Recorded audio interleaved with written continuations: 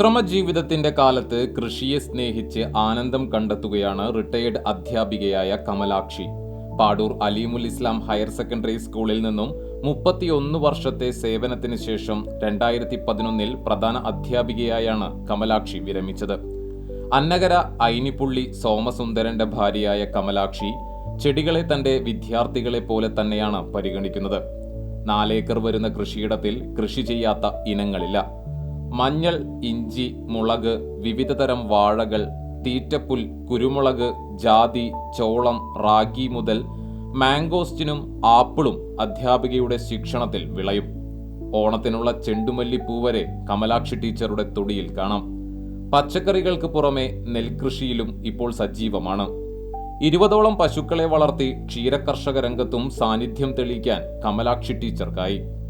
കൃഷിക്കാവശ്യമായ ജൈവവളവും ഇവിടെ ഉൽപ്പാദിപ്പിക്കുന്നുണ്ട്.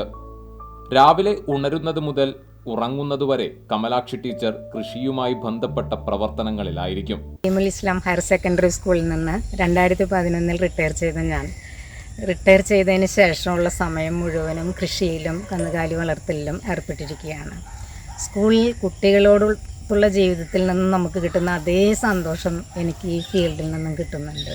ഒരു പരിധിവരെ മരുന്നുകളിൽ നിന്നും മാറി, അസുഖങ്ങളിൽ നിന്നും മാറി നമുക്ക് ജീവിക്കാൻ ഈ കൃഷിയും കന്നുകാലി വളർത്തലും എന്നെ ഏറെ സഹായിച്ചിട്ടുണ്ട്.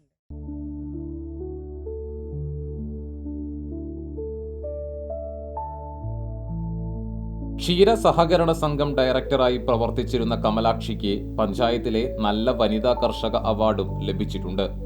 കുട്ടികളെ പഠിപ്പിക്കുമ്പോൾ കിട്ടുന്ന സ്നേഹവും സന്തോഷവും കൃഷിയിലും കണ്ടെത്താൻ കഴിയുന്നുണ്ടെന്നാണ് കമലാക്ഷി ടീച്ചർ പറയുന്നത്.